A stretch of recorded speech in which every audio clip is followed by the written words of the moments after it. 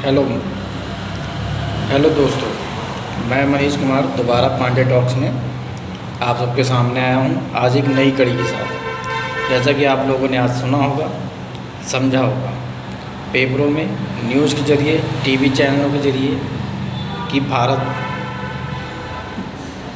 आज विश्व की चौथी अर्थव्यवस्था बन गया है। जैसा कि उसने जापान को पीछे छोड़कर अपने आप को चौथे नंबर पर काबिज किया है। चलिए आज इसी के बारे में बात करते हैं कि ये अर्थव्यवस्था है क्या। इसका चौथे नंबर पर आ जाना, भारत का चौथे नंबर पर आ जाना किस तरह से इफ़ेक्ट डालेगा हम पर, हमारे दैनिकचर्या पर, हमारी जीवन शैली पर और हमारे भविष्य पर,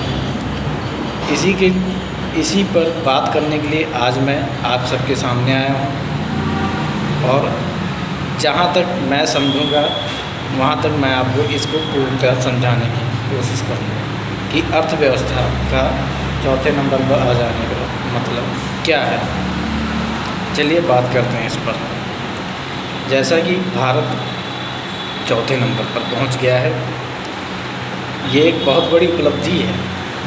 एक ऐसी उपलब्धि जो पिछले 75 वर्षों से आज़ादी के बाद भारत को नहीं मिली। 14 तक भारत की जीडीपी 2 ट्रिलियन के आसपास थी, जो आज 4 पे, मतलब 10 सालों में हमने 2 की कवरेज की है।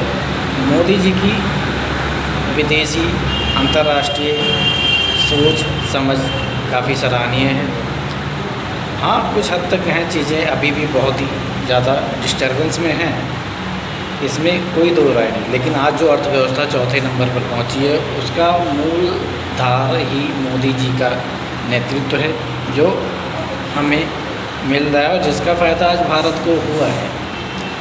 चौथे नंबर पर आना अपने आप में एक बहुत बड़ा गौरव और भारत को एक नई ऊर्जा का स्रोत बनाता है, जिसके ज़रिए अब दुनिया हमारी तरफ देखने लगी है, हम में उम्मीद करने लगी है और ये समझने लगी है कि अब भारत से हम अपना रिश्ता बेहतर कर सकते हैं, भारत में उम्मीद जगा सकते हैं, भारत हमारे काम आ सकता है, ठीक है। और भारत में वो संभावनाएं देखने लगे हैं। जैसे कि अब बात करते हैं कि इसका मतलब क्या है। चलिए, इसका मतलब ये है कि जब चौथे नंबर पर हम आते हैं तो इसका मतलब है कि हम आर्थिक रूप से मजबूत हो रहे हैं। आर्थिक रूप से मतलब कि हमारा